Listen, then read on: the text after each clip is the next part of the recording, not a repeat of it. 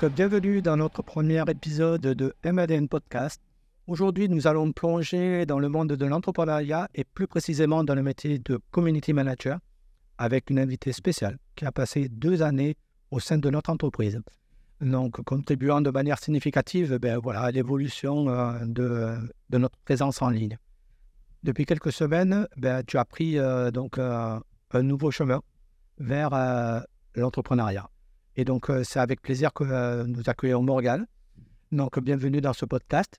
Nous allons explorer ton parcours, découvrir les leçons que tu as tirées de ton expérience chez nous et plonger dans les défis de ta nouvelle vie. On y va. Donc, Morgane, bonjour. Je te laisse te présenter. Donc, bonjour à tous. Donc, moi, c'est Morgane, j'ai 26 ans. Et donc, en fait, l'entrepreneuriat est vraiment... je débute depuis 1 mois. Parce que avant ça, j'ai commencé donc dans mes études en sortant d'un bac économique et social. Avant de rentrer dans l'univers de la communication et du digital, j'ai dû faire un BTS management, donc plutôt centré sur la vente, parce qu'il y a 8 ans de cela, le digital, la communication, c'était des domaines encore très fermés, pas du tout développés, et surtout quand on sort du lycée, c'était un petit peu compliqué de se mettre dans ce milieu-là sans compétences ou sans portfolio, sans quoi que ce soit. Donc, c'est pourquoi je suis partie vers un BTS vente en alternance. Donc, j'ai commencé ma première expérience en alternance au BTS. Et ensuite, j'ai pu donc partir en bachelor chef de projet en communication digitale. Donc, ma première expérience dans le digital en études et en travail, parce que j'ai pu trouver du coup une entreprise en alternance aussi. À côté de ça, je me formais beaucoup en autodidacte, parce que c'est vrai que j'ai beaucoup eu de mal à trouver des entreprises en communication, parce que voilà, il fallait des compétences que je n'avais pas forcément avec les études. Donc, je me suis beaucoup formée toute seule, et grâce à mon bachelor et donc à mes compétences, à toutes mes formations en autodidacte, j'ai pu du coup après faire mon master et donc intégrer MADN pour mes 2 ans de master. D'accord, donc tu peux nous parler un petit peu de ton expérience et de tes 2 ans au sein de MADN.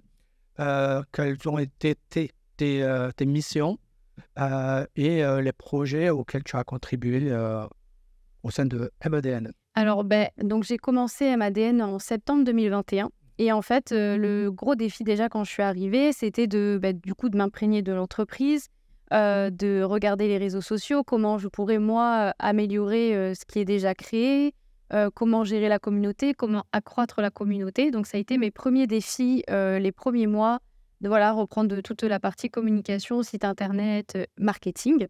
Et en fait, MADN avait un projet aussi de créer une chaîne YouTube avec du coup la team de MADN, mais qui s'appelait maintenant la team Bucket. Donc, c'était en fait des vlogs d'entreprise où on montrait notre quotidien. Et c'est vrai que la création de la team Bucket a été très enrichissant pour moi, parce que de nature plutôt timide, introvertie au collège-lycée, j'ai petit à petit un peu ouvert ma carapace, entre guillemets, et cette expérience m'a beaucoup appris, que ce soit sur moi ou sur le métier que j'aimerais travailler plus tard. Et donc, c'est vrai que cette expérience Team Bucket nous a permis à tous, je pense, en étant devant et derrière la caméra, de développer énormément de compétences professionnelles et personnelles. Ça a été très enrichissant. Et en fait, la création de la Team Bucket était un peu, donc tout ce qui est vlog d'entreprise, était aussi là pour mettre en avant la création d'une nouvelle structure au sein de l'agence qui était Spicy Originals.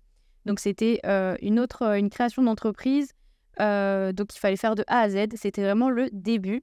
Et la Team Bucket permettait de montrer aux followers comment on voulait créer notre entreprise, comment on allait procéder, par quoi on allait, quelles étapes on allait passer. Et du coup, Stéphane m'a laissé l'opportunité, donc en étant en alternance, ce qui est déjà énorme, de pouvoir participer à ce projet en plus de la Team Bucket et donc des réseaux MADN, et de faire partie du projet depuis son commencement, donc c'est-à-dire la recherche du produit, la création du produit, tout ce qui est recherche de cibles, de chemin de conversion, canal de vente, etc. Mais aussi tout ce qui est business plan, donc la partie vraiment stressante qui n'est pas du tout ma catégorie, tout ce qui est comptabilité et tout, c'est pas du tout mon truc, mais j'ai pu apprendre énormément. Et en fait, ce qui était bien, c'est qu'en lien avec mon master, qui était pareil, un master de manager de direction opérationnelle, avec des options marketing, mais beaucoup tout ce qui est cadre, création d'entreprise, j'ai pu mettre en pratique ce que j'apprenais en théorie à l'école. Et c'était très enrichissant. J'ai pu faire énormément de choses. En 2 ans, gérer des réseaux sociaux, créer du contenu, faire du montage vidéo, être à la création d'une entreprise, faire des business plans, des stratégies marketing, c'est énorme.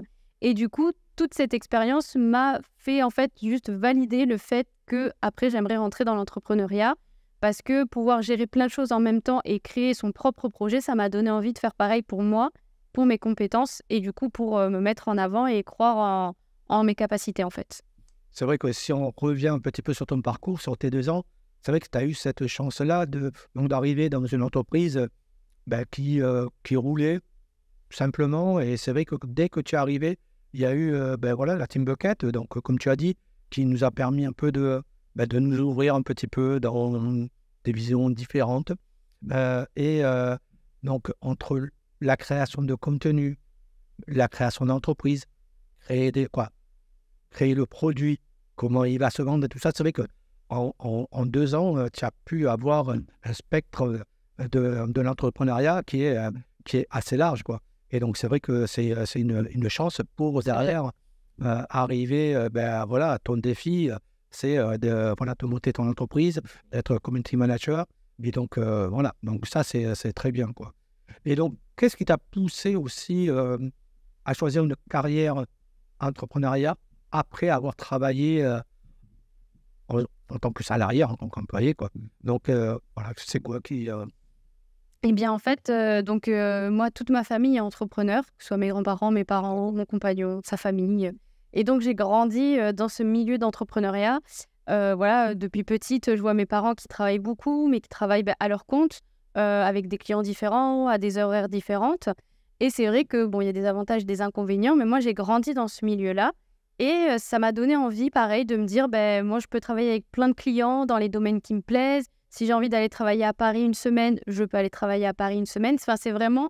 Moi, j'aime beaucoup l'autonomie, le fait de travailler où on veut. J'adore voyager, donc c'est aussi un petit plus dans ce travail, parce qu'on peut voyager en même temps travailler pour des clients à l'autre bout de la France ou du monde. Et c'est vrai que ça m'a toujours tentée. Moi, je ne suis pas quelqu'un... les CDI, j'en ai fait, que ce soit chez McDonald's, en alternance, donc ce n'était pas des CDI, mais c'est tout comme on a un poste de salarié. C'est vrai que c'est très bien aussi parce que j'aime bien cette rigueur de savoir à quelle heure on vient travailler. On a des collègues aussi, donc tout ce qui est les liens aussi sociaux sont très importants. J'aime énormément. Mais je sais qu'au fond, il me manquait toujours un petit truc de me dire mais des fois, vu que j'aime travailler pour moi, j'aurais pu travailler un peu plus ou changer certaines horaires pour plus centrer sur les moments où je suis plus productive, etc. C'est vrai que forcément, en CDI ou salarié, on ne peut pas tout le temps faire ça. Et c'est vrai que ce domaine-là, maintenant, pour moi, le CDI, c'est vraiment, on se dit, c'est très fermé. On rentre dans un CDI, c'est fini, quoi. Si on veut partir, c'est compliqué. Si on veut se lancer après un CDI, c'est compliqué aussi. Et la liberté de l'entrepreneuriat, malgré les difficultés, m'ont vraiment plu. Et du coup, c'est quelque chose que je réfléchis mûrement depuis 2-3 ans. Je voulais quand même me laisser la chance de faire des alternances et de faire mon master. Et je me suis dit, à la fin du master, vu que j'ai le droit au chômage, eh bien, soit je prends un CDI et je ne tente pas l'entrepreneuriat, soit je tente maintenant, vu que j'ai la chance de pouvoir avoir du temps grâce au chômage, et je me lance et on verra ce que ça donne. De toute façon, c'est toujours des expériences. J'ai validé un bac+5, donc voilà, je sais que je pourrais toujours m'en sortir, mais il fallait que je le tente parce que je préfère le tenter maintenant que de regretter dans 10 ans. Tout à fait. Donc, tu as répondu un petit peu à la prochaine question qui était quels sont les avantages et les défis aujourd'hui donc de l'emploi salarié à l'entrepreneuriat. Tu as évoqué cette liberté géographique puisque aujourd'hui donc tu travailles sur Montpellier. Demain, tu peux aller travailler et te déplacer sur Paris, sur Strasbourg, dans toute la France, même voire dans le monde entier. Aujourd'hui, le métier que tu as choisi, qui est Community Manager, on peut le faire de partout. Oui. On a un ordinateur, une bonne connexion Internet, et c'est parti. Donc ça, c'est des avantages. Les défis, en fait, c'est le côté, tu l'as très bien dit, c'est le côté social. C'est-à-dire qu'on a tendance, quand on se met à son compte en freelance, c'est d'être un petit peu seul chez soi. Donc là, toi aussi, tu as la chance d'avoir ton petit ami qui est aussi entrepreneur et qui travaille de chez vous. Et donc, vous avez réussi aussi à doser. À partager aussi les moments privés, les moments d'entrepreneur. Donc voilà, dis-nous un petit peu comment ça se passe. C'est vrai que voilà, l'entrepreneuriat regroupe beaucoup d'avantages. Donc le fait de travailler pour soi, d'un petit peu où on veut. Financièrement, si ça marche bien, c'est très chouette. On gagne bien sa vie en fonction de ce qu'on fait. On peut développer beaucoup de compétences, on peut rencontrer beaucoup de clients. C'est très enrichissant. Après, ça, on peut évoluer. Enfin, c'est vraiment tout un lot d'avantages qui sont très intéressants. Mais il y a aussi certains inconvénients parce qu'on le voit sur les réseaux et tout. On ne voit pas forcément la face cachée des inconvénients de l'entrepreneuriat. Et c'est vrai qu'en inconvénient, donc on peut très bien gagner sa vie comme pas du tout. Ou ça peut être très difficile à mettre en place financièrement parce qu'on n'a peut-être pas les finances au début de pouvoir lancer son entreprise, mais du coup, on n'a pas de clients pendant un certain temps. Donc, ça veut dire qu'on n'a pas de revenus. Si on n'a pas de chômage, on n'a pas de revenus. Alors, soit on a des sous de côté et on peut se le permettre ou pas. Donc, c'est vrai que ça peut être un frein pour beaucoup de personnes. La partie aussi, le fait de rester à la maison, on l'a vu avec le confinement, le Covid, ça a été très difficile pour certaines personnes. Un temps, ça va. Est-ce que toute l'année, ça ira aussi? Ça, c'est autre chose. Donc, il y a toute la partie sociale qui peut être différente. Et le fait aussi de pouvoir ne plus avoir de barrière entre le pro et le perso. Parce qu'on travaille à la maison, donc on est tout le temps à la maison. On ne sort pas, ou alors on peut sortir, mais très rarement. On peut travailler à des heures, interminables. C'est aussi un avantage parce que il y a des journées, admettons, un jour, on a envie de faire plein d'activités, on va aller voir sa famille, etc. On peut, le lendemain, on travaille un peu plus. Voilà. Il faut savoir bien le jauger. Moi, je sais que je suis quelqu'un de très organisé, donc pour ça, je ne pense pas qu'il y ait de problème. Mais il peut y avoir des personnes où la barrière peut ne pas se faire. Et ça peut être des journées entières à travailler, un stress monstre, de la tension, le fait qu'après, on n'aime plus son travail. Enfin, c'est vraiment des critères à prendre en compte. Et surtout d'avoir quelqu'un comme moi qui travaille aussi à la maison, donc mon compagnon, qui est aussi auto-entrepreneur à la maison, et c'est vrai que ça peut être difficile. Nous, on a des caractères où ça a toujours bien marché, même les week-ends, quand on travaille tous les deux pour nos projets perso, il y a eu aucun problème. Là, depuis un mois, ça marche relativement bien. On a nos habitudes, on prend le goûter tous les deux. Et puis, comme on travaille dans des milieux différents, mais en même temps similaires, et bien du coup, on peut s'entraider aussi. Donc, on a des moments de partage et je trouve que ça, c'est super chouette. Mais voilà, il faut avoir le caractère pour, et la personne avec qui on vit, il faut que ça matche. C'est comme quand on travaille en famille ou avec son compagnon, c'est difficile. Ça peut marcher ou pas. Ça dépend les gens. Mais voilà, c'est vrai que c'est des avantages et des inconvénients évidemment à prendre en compte avant de se lancer. Moi, j'y avais déjà beaucoup réfléchi. C'est plus l'aspect financier qui me faisait peur parce que forcément, quand on a un appartement à Montpellier, même si on est deux, un auto-entrepreneur, un au chômage, tous les mois, c'est pas facile. Mais c'est un risque à prendre et vaut mieux le prendre que de regretter dans 10 ans. Quoi. Mais c'est vrai que donc, pour revenir un petit peu aux liens sociaux, on peut avoir cet avantage. Il s'est développé en France depuis maintenant 4 ans ou 5 ans, le coworking. Et ça, c'est très important. Ce qui, pour eux, le côté social importe beaucoup. Aller dans ces établissements-là qui vous louent un bureau avec soit un ordinateur ou pas d'ordinateur, mais avec une connexion. Et vous allez rencontrer des gens, discuter, tout ça. Donc ça, c'est aussi une manière de sortir de chez soi. Même, on peut aller même dans un bar. Oui, boire un café. On prend son ordinateur et on essaye de travailler. Voilà, il y a du monde autour, ça permet de sortir de chez soi et de ce cercle un petit peu si on n'aime pas trop ça. Mais voilà, il y a quand même des choses à faire pour pallier un petit peu à cette solitude. C'est ça. Si on peut appeler ça comme ça, voilà. De l'entrepreneur de chez soi. Oui, effectivement. Donc, et pour ça, donc toi, tu travailles de chez toi, donc c'est très bien. Et en plus de ça, tu as 2 comptes perso sur le cinéma et la littérature. Donc, tu enfonces encore plus le clou voilà, je fais du contenu personnel.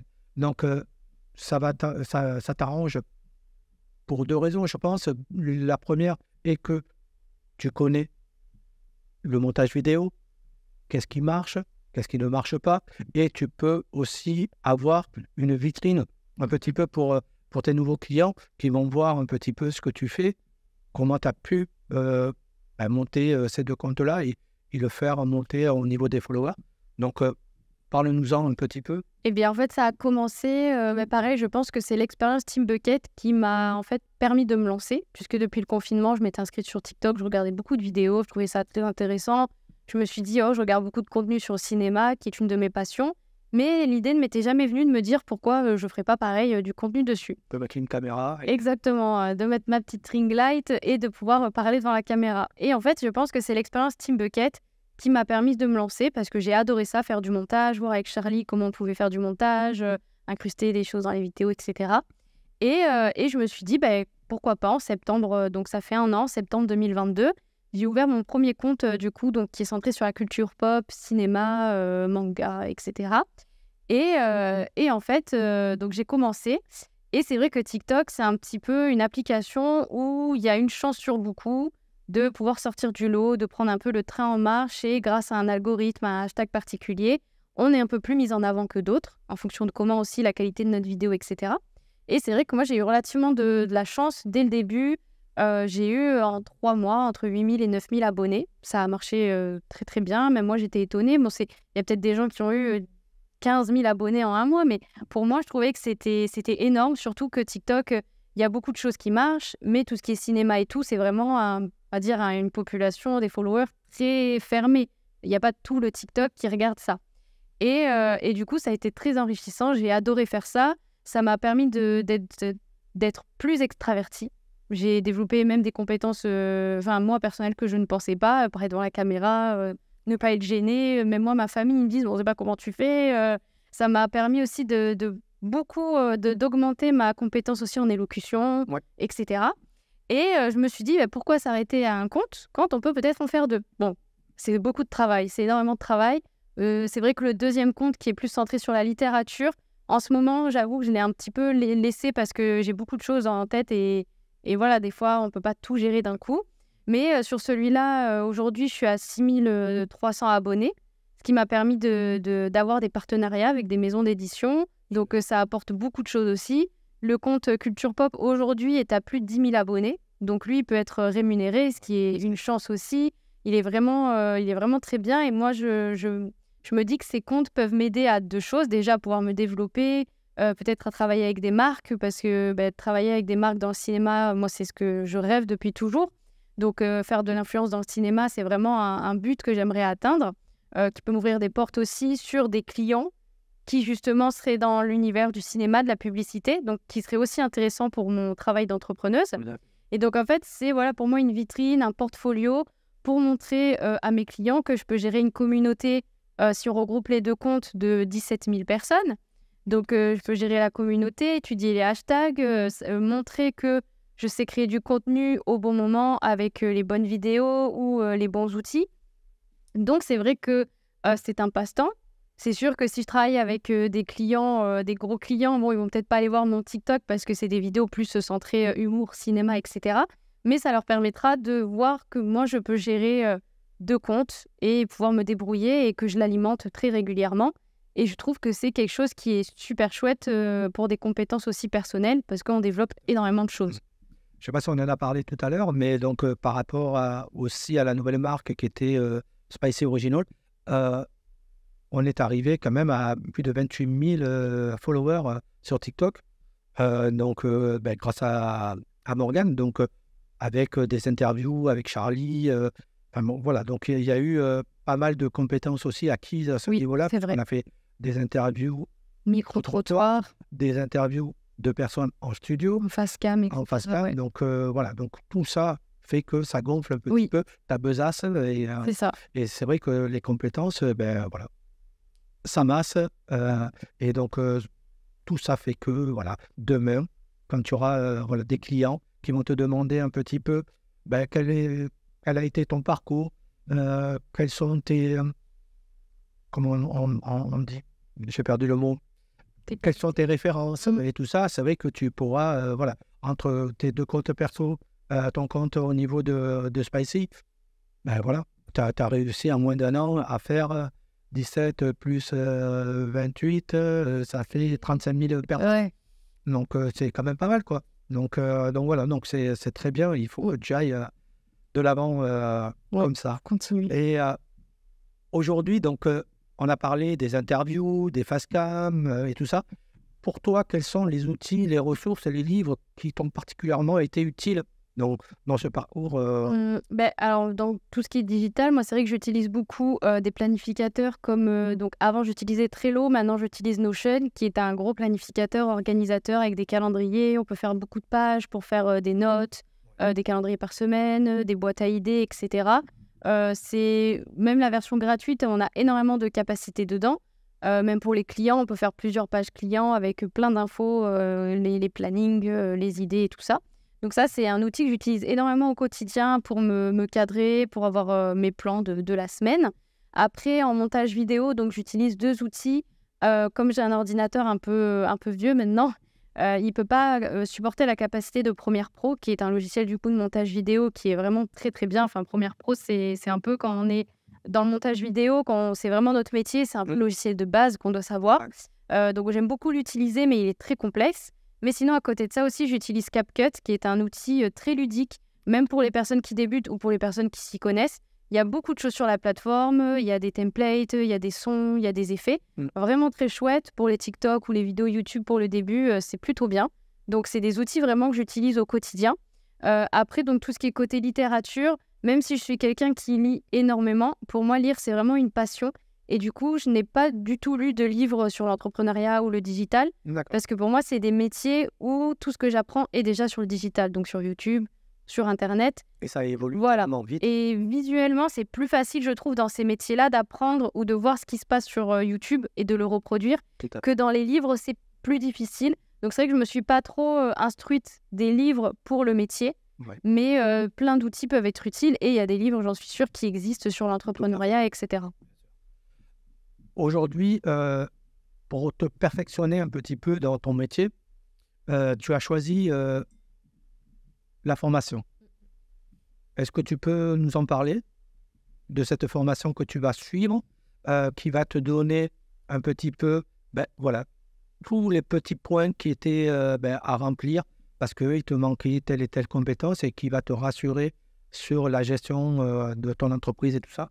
Oui, alors en fait, j'ai décidé, déjà ça fait plus d'1 an et demi que j'avais vu cette formation sur Instagram. Et c'est une formation en fait qui regroupe 3 modules, donc un module métier sur le community management, un module entrepreneuriat et un module outils intelligence artificielle. Et c'est vrai que le module métier, même si je connais beaucoup de choses sur ce métier vu que je l'ai déjà pratiqué depuis 3 ans, il y a énormément de choses de base qui sont reprises, et notamment l'analyse des stratégies, pourquoi choisir cette campagne et pas celle-ci. Et c'est des choses où dans le community management, j'ai appris, mais je veux être sûre de moi, que je choisis la bonne stratégie, que j'analyse bien les hashtags. Et c'est vrai que les maths et moi, ça fait 50. Et du coup, c'est des choses où j'ai toujours peur de ne pas bien comprendre les statistiques. Donc pour moi, c'est très important, même si j'ai déjà des bases, de pouvoir avoir quelqu'un qui me tient par la main et qui me dise clairement ça marche, ça marche pas. Pourquoi pas. Et c'est jamais un mal de revoir les bases du métier, parce que comme on apprend beaucoup en autodidacte et c'est des métiers du digital, donc au quotidien on se forme, ça fait jamais de mal de tout revoir. Et en plus la formation est mise à jour sur tout ce qui se passe. Donc pour moi c'était essentiel de pouvoir faire une formation métier avant de me lancer en entrepreneur, comme ça je suis sûre à 100%. Ensuite il y a un module création d'entreprise, donc c'est centré aussi sur le métier. Et c'est bien parce qu'elle va permettre, cette formation, à créer nos réseaux pro. Donc les LinkedIn, Instagram, etc. Créer notre portfolio, mais aussi savoir comment se pricer. Parce que ça, on est entrepreneur, mais c'est très compliqué. Moi, je ne sais pas combien 2 posts peuvent coûter, combien une vidéo coûte, combien le lot peut coûter par semaine ou par mois. Donc ça, c'est très intéressant. Elle va nous apprendre aussi à faire des emails réponses aux clients. Donc ça aussi, c'est des choses, des fois, c'est bête, mais on ne sait pas vraiment comment relancer le client, lui répondre, chercher les clients. Bon, vraiment, tout ce qui est partie entrepreneuriat, création d'entreprise, choisir son statut, etc. Donc ça, c'est un module aussi en plus. Et le dernier module, donc, c'est l'intelligence artificielle. C'est vrai qu'aujourd'hui, et depuis 1 an, l'intelligence artificielle a popé sur le net, ChatGPT, Midjourney, etc. Et ça peut faire peur, ça c'est sûr. Mais nous, en fait, dans le métier de community manager, on l'utilise surtout comme un outil. Par exemple, ChatGPT, pour moi, c'est vrai que ça peut être un risque, il peut me remplacer, évidemment. Mais pour moi, je le vois plus comme un outil et de le mettre un petit peu comme ma Pokéball dans la poche. Et c'est vraiment... je sais que je lui apporte beaucoup de choses à ChatGPT parce que lui, forcément, on lui pose une question, parle-moi de l'année 2000, il va te parler de l'année 2000. Mais si tu lui donnes pas plus si tu lui donnes pas plus de données spécifiques, il reste, il reste basique. Et dans notre métier, je pense qu'on peut le voir comme un outil parce que, par exemple, 3 posts, on met une journée à les faire. Et bien là, avec ChatGPT, on peut mettre une matinée pour en faire 5. Et c'est pas que c'est lui qui travaille à notre place parce que tout ce qu'on lui donne, toute la richesse des informations qu'il a, c'est nous, en amont, qu'on doit lui renseigner, on doit lui dire ce qu'on veut, pourquoi on veut parler de ça, etc. Et ça fait tout un fil conducteur. Et de là, il nous aide. Mais en fait, il faut réussir à se vendre en disant « j'utilise ChatGPT comme outil, donc je peux aller plus vite. J'ai des vrais posts, enfin tout est bien carré. » Et il ne faut pas le dire « j'ai ChatGPT, débrouillez-vous ». C'est vraiment un outil qui fait peur aujourd'hui, mais qui pour nous, dans nos métiers, il faut le voir comme un accompagnateur que comme quelqu'un qui va nous prendre notre place. Tout à fait. Aujourd'hui, donc le monde de l'entrepreneuriat, il y a plusieurs choses qu'on peut mettre en pratique. C'est le côté formation. Parce que la formation, aujourd'hui, c'est quelque chose qui va nous donner au quotidien. Il ne faut pas en avoir peur de se former avec YouTube, de se former avec des coachs et tout ça. Pourquoi ? Parce que ça va nous maintenir à flot dans le métier du digital qui évolue très très vite. Et si on dérive, si on oublie de se former pendant quelques semaines, en ce moment, même quelques jours en ce moment, ça va tellement vite que on peut vite perdre le fil. Donc la formation, n'hésitez pas. J'ai aujourd'hui, moi je gère MADN depuis 13 ans. J'ai été directeur associé pendant 20 ans dans une autre agence de communication. La formation, elle est continuelle. C'est-à-dire qu'il faut tout le temps se former au travers des jeunes qui arrivent, qui ont une expérience nouvelle ou une vision nouvelle. Donc ça, c'est très bien. Et après, toujours avec...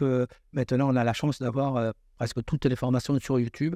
Et il y a des coachs en veux-tu, en voilà, dans tous les domaines. Donc voilà, n'hésitez pas. Après, c'est vrai qu'aujourd'hui, on a dans l'entrepreneuriat l'intelligence artificielle. Donc c'est vrai qu'il faut y aller. N'hésitez pas. C'est pas parce qu'on vous dit ou vous avez entendu dire que cette intelligence artificielle va prendre notre métier, va demain nous surpasser, tout ça. Aujourd'hui, l'intelligence artificielle ne peut plus revenir en arrière. Donc, prenons le train de l'intelligence artificielle. Elle peut nous aider dans tout. Comme vous l'a dit Morgane, c'est quelqu'un qui est à côté de nous et qui va nous insuffler à chaque fois des choses nouvelles. C'est-à-dire qu'avec un prompt, il va nous faire 5 propositions de poste. Ça va nous aider à gagner du temps dans l'organisation d'une journée. Où hier, on passait peut-être une matinée à faire un poste, il a se tracasser. Aujourd'hui, ChatGPT va nous donner 5 orientations. Et on va, avec ces 5 orientations-là, on va aller nous pousser le poste qui va aller bien. Et tout ça. Donc, c'est vraiment une aide. C'est pour gagner du temps. Ce n'est pas pour nous remplacer. C'est vraiment pour gagner du temps. Donc, allez-y. N'hésitez pas. Surtout qu'aujourd'hui, au-delà du post Instagram ou Facebook ou LinkedIn, l'intelligence artificielle peut accompagner les entrepreneurs dans leurs tâches quotidiennes. Rédiger un email, envoyer, faire des posts, des questions entre peut-être être auto-entrepreneur ou ouvrir directement son SARL. Il peut vous orienter. Il va pas vous dire le truc parfait, mais il va peut-être vous donner quelques idées, tout ça. Donc n'hésitez pas à y aller et vous verrez que c'était comme on disait tout à l'heure en off, c'est comme quand Internet est arrivé, des gens étaient contre Internet. Aujourd'hui, on ne peut pas s'en passer. On a notre smartphone et on est tout le temps sur notre smartphone, sur Internet, à avoir de l'information à droite, à gauche. Là, c'est pareil. Prenons-le comme un assistant et non pas comme quelqu'un qui va prendre notre place. Donc voilà, donc l'intelligence artificielle, c'est un gros sujet. Donc, mais bon, voilà, ça peut aider aujourd'hui des jeunes à se lancer. Oui. Donc, il faut pas hésiter, quoi. Donc, merci Morgane pour tout ça. Aujourd'hui, voilà, y a-t-il d'autres choses que tu aimerais parler à nos Mais auditeurs ce serait plus de vous dire que si vous hésitez encore aujourd'hui à vous lancer, il faut le faire déjà par passion. C'est sûr que l'entrepreneuriat, c'est difficile, c'est jamais simple, il y a beaucoup de choses à mettre en place, il faut être sûr de soi. Mais moi, je suis quelqu'un qui prône beaucoup le tout faire et ne jamais regretter. C'est vrai que ce serait dommage de se lancer en CDI et puis dans 5 ans de se dire si je l'avais fait, qu'est-ce que ça aurait donné. Donc, moi, ce serait le conseil que je vous donnerais de si vous vous sentez prêt, que vous avez les capacités, que vous faites ça par passion. Si vous hésitez pour des aspects financiers ou autres, il faut voir si vous avez la possibilité, mais s'il est possible de se restreindre un petit peu pendant 3, 4 mois, 5 mois, de faire attention aux dépenses, mais de pouvoir se lancer, ça peut être une belle réussite par la suite, que ce soit financièrement ou surtout même personnellement, professionnellement. Ça peut engendrer de belles rencontres professionnelles, faire énormément de travail enrichissant, évoluer. Et c'est vrai que ce serait dommage de ne pas se lancer par peur de rentrer dans le bain de l'entrepreneuriat, parce qu'aujourd'hui, il y a énormément de gens qui deviennent entrepreneurs et beaucoup de jeunes personnes qui, direct après le lycée ou voire 2 ans d'études, se lancent directement. Et pour certains, ça a marché. Comme des youtubeurs qu'on connaît très bien, ça a marché pour eux. Donc pourquoi pas pour vous, si vous le sentez. De toute façon, tout travail amènera beaucoup de réussite. Et même l'échec n'est jamais vraiment une défaite, puisque à chaque échec, on se relève et puis on recommence ou on voit d'autres choses. Si ça ne marche pas, c'est qu'il y a une raison. C'est que c'est un autre projet qui devait marcher ou une autre compétence, enfin un autre travail, etc. Donc c'est vraiment plus le conseil que je pourrais donner, c'est de se lancer et de ne pas avoir peur de ce qui peut se passer après, parce qu'on ne sait pas ce qui peut se passer justement. Tout à fait. Donc, si on résume, vous avez un projet dont vous voulez vous lancer. Aujourd'hui, en France, on peut se lancer en entrepreneur en 5 minutes de temps, en auto-entrepreneur. Vous allez sur Internet, vous faites auto-entrepreneur.net ou .com, je ne sais plus, vous vous inscrivez. Déjà, voilà, vous avez votre entreprise. Après, aujourd'hui, il y a des métiers dans le numérique qui ne nécessitent pas beaucoup d'investissement, comme on l'a dit. Donc, essayez d'explorer un petit peu tout ça. Essayez de faire ce qui vous plaît. Ça, c'est vraiment voilà, fondamental de faire ce qui nous plaît. Et après, ça va couler, voilà, ça va couler tout seul. Ne jamais se dire « Oui, mais si j'ai un échec derrière, ça peut briser. » Non, ça ne brisera pas votre vie, l'échec. Aujourd'hui, l'échec, il faut le prendre, comme disait Morgane, comme quelque chose qui fait que si cet échec est arrivé à ce moment-là, il faut se dire pourquoi c'est arrivé à ce moment-là et qu'est-ce que je peux en tirer de bien pour demain si j'ouvre une autre entreprise ou si je vais dans un autre secteur d'activité, tout ça. Ça vous suivra tout le long, mais il faut l'accepter. Si vous ne l'acceptez pas, c'est vrai que voilà, vous allez mal le prendre. Mais si vous l'acceptez, ça va être bénéfique pour vous, pour les années à venir. Donc voilà, n'hésitez surtout pas, comme disait Morgane, il vaut mieux faire que regretter. Donc allez-y, quoi. Donc voilà, donc merci Morgane. Merci beaucoup. Pour toutes ces informations et ce bel échange. J'espère que vous avez apprécié. Merci. Merci.